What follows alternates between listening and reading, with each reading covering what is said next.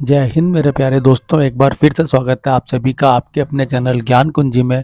और आज हम डिस्कस करेंगे सेल बायोलॉजी यानी कि कोशिका जीव विज्ञान के कुछ महत्वपूर्ण प्रश्न जो अक्सर परीक्षाओं में पूछे जाते हैं और कितनी बारी पिछली परीक्षाओं में पूछे गए हैं। तो बहुत ही महत्वपूर्ण प्रश्न है दोस्तों, तो ध्यान से देखिएगा। चलिए शुरू करते हैं आज का वीडियो। पहला प्रश्न है दोस्तों, सेल यानी कोशिका नाम किस जीव वैज्ञानिक ने सर्वप्रथम दिया था? तो इसका सही उत्तर है दोस्तों रॉबर्ट हुक, और इन्होंने यह नाम इसे 1965 में दिया था। प्रश्न नंबर 2 देखते हैं। कौन सी रचना जंतु कोशिका को वनस्पति कोशिका से विभेदित करती है? तो दोस्तों राइबोसोम, माइटोकॉन्ड्रिया, सेंट्रोमियर और सेंट्रियोल। इन सब में से सही उत्तर होगा ऑप्शन डी, सेंट्रियोल जो है जंतु कोशिका में उपस्थित होता है और वनस्पति कोशिका यानी पादप कोशिका में अनुपस्थित होता है। तो यही वो रचना है जो कि जंतु कोशिका को पादप कोशिका से विभेदित करती है। कोशिका में राइबोसोम की अनुपस्थिति में कौन सा कार्य संपादित नहीं होता है? तो दोस्तों आपको पता ही है होगा या नहीं है तो आप जान लीजिए कि राइबोसोम का जो मुख्य कार्य होता है वो होता है प्रोटीन संश्लेषण का। तो ऑप्शन सी इसका सही उत्तर हो जाएगा दोस्तों कि प्रोटीन संश्लेषण यानी प्रोटीन सिंथेसिस का कार्य राइबोसोम की अनुपस्थिति में संपादित नहीं हो सकता है। अगला प्रश्न है, यदि माइटोकॉन्ड्रिया काम करना बंद कर दे तो कोशिका में कौन सा कार्य नहीं होगा? तो इसका सही उत्तर है दोस्तों ऑप्शन बी, भोजन का ऑक्सीकरण। क्योंकि ऑक्सीकरण से ही हमें ऊर्जा प्राप्त होती है, भोजन के ऑक्सीकरण से ही। और माइटोकॉन्ड्रिया को कोशिका का शक्ति गृह कहा जाता है। तो अगर भोजन का ऑक्सीकरण नहीं होगा तो शक्ति प्रदान नहीं हो पाएगी। तो माइटोकॉन्ड्रिया के काम करना बंद कर देने से शक्ति का जो है उत्पादन नहीं हो पाएगा। इसलिए सही उत्तर होगा ऑप्शन बी, भोजन का ऑक्सीकरण। कोशिका का ऊर्जा गृह किसे कहा जाता है यानी सेल पावर हाउस? जैसा कि अभी मैंने बताया दोस्तों, माइटोकॉन्ड्रिया को कोशिका का ऊर्जा गृह, शक्ति गृह या पावर हाउस कहा जाता है। तो ऑप्शन सी सही उत्तर हो जाएगा, माइटोकॉन्ड्रिया। कौन सबसे बड़ा कोशिकांग है? सबसे बड़ा बिग ऑर्गन कौन सा है कोशिका का? सही उत्तर होगा दोस्तों ऑप्शन सी, प्लास्टिड। कोशिका का सबसे बड़ा कोशिकांग है प्लास्टिड, ये याद रखिए। कोशिका में प्रोटीन संश्लेषण, प्रोटीन सिंथेसिस कहाँ होता है?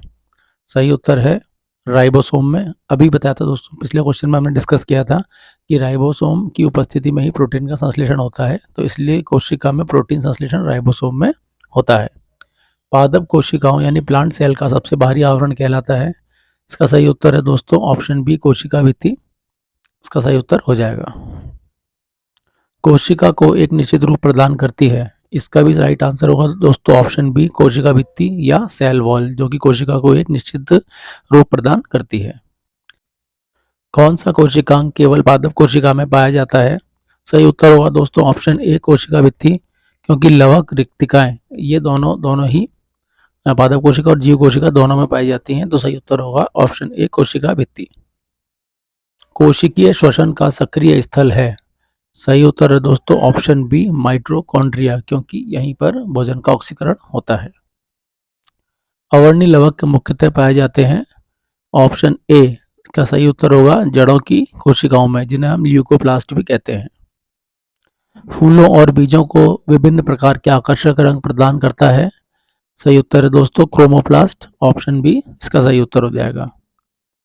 कोशिका की आत्महत्या की थैली, pouch of cell, suicide pouch of cell कहलाता है। लाइसोसोम, ये हम सभी पढ़ते आ रहे हैं दोस्तों, सभी को पता भी होगा कि लाइसोसोम को आत्मघाती थैलियां भी कहा जाता है। कोशिका द्रव्य में उपस्थित महीन, शाखित, झिल्लीदार और अनियमित को नलिकाओं का घना जाल कहलाता है। सही उत्तर है ऑप्शन डी, अंतरप्रद्यवी जालिका यानी कि एंडोप्लाज्मिक रेटिकुलम। प्रोटीन निर्माण का सक्रिय स्थल होता है राइबोसोम, ऑप्शन बी सही उत्तर है इसका। लाइसोसोम में पाए जाने वाला वह एंजाइम जिनमें जीवद्रव्य को घुला देने या नष्ट कर देने की क्षमता होती है, तो वो होते हैं दोस्तों हाइड्रोलाइटिक एंजाइम्स, ऑप्शन डी सही उत्तर है। 80% से अधिक सेल में पाए जाने वाला पदार्थ है, ऑप्शन डी इसका सही उत्तर है दोस्तों जल। किसने यह मूल अवधारणा प्रस्तुत की थी कि सभी जीव कोशिकाओं के बने हुए हैं? तो इसका सही उत्तर है दोस्तों ऑप्शन डी, यानी कि 2 और 4 स्लाइडन और टी श्वान ने यह अवधारणा प्रस्तुत की थी कि की सभी जीव कोशिकाओं के बने हुए हैं। किसकी उपस्थिति के कारण किसी पादप कोशिका और पशु कोशिका में अंतर पाया जाता है? सही उत्तर है दोस्तों ऑप्शन बी, कोशिका भित्ति ही एक ऐसी चीज है जो पादप कोशिका और प्राणी कोशिका में विभेद करती है दोस्तों। गोल्जी काय का प्रमुख कार्य है? सही उत्तर है ऑप्शन डी, स्त्रावी या स्त्रवण ग्रंथि के रूप में गोल्जी काय प्रमुख रूप से कार्य करती है। कौन सा अंग सेल ऑर्गेनल डीएनए यानी डीऑक्सीराइबोन्यूक्लिक एसिड रखता है? सही उत्तर है ऑप्शन ए, माइटोकॉन्ड्रिया में डीऑक्सीराइबोन्यूक्लिक एसिड पाया जाता है।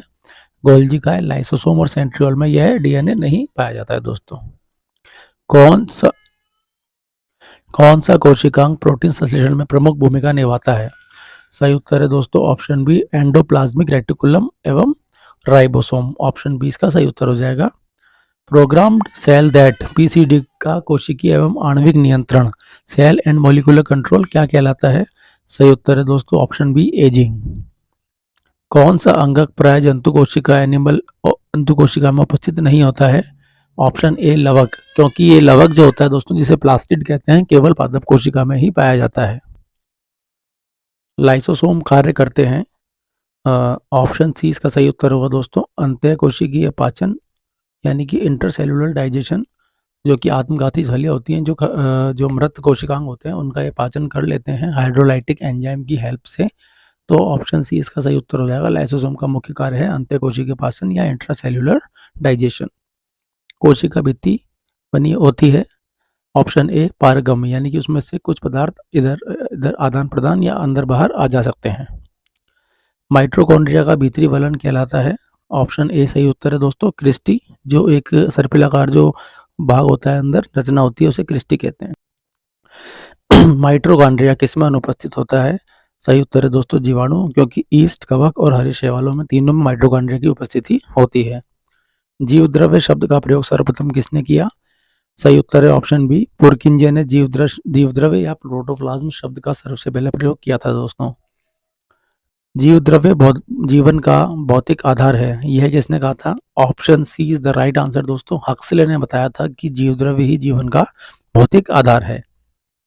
डीएनए के द्विहेलिक्स रूप यानी द्विकुंडलित रूप को सबसे पहली बार किसने प्रस्तावित किया था? तो सही उत्तर है दोस्तों ऑप्शन ए, वाटसन एवं क्रिक ने।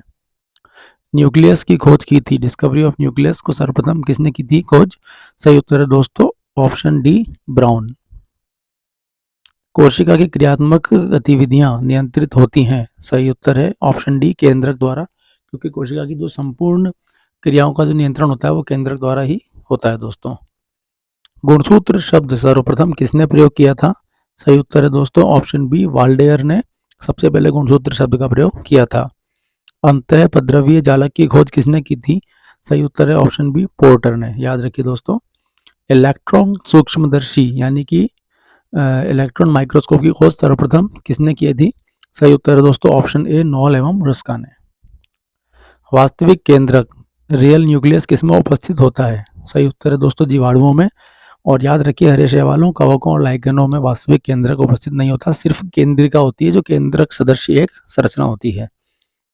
सर्वाधिक संख्या में गुणसूत्र पाए जाते हैं, ऑप्शन डी सही उत्तर है, ओफियोग्लोसस में दोस्तों।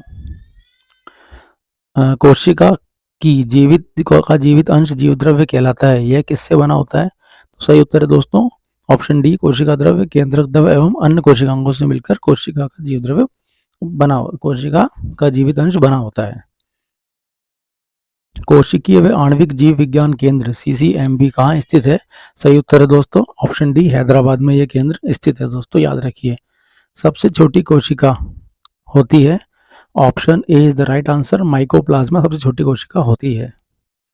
कोशिका के बारे में कौन सा कथन सही नहीं है?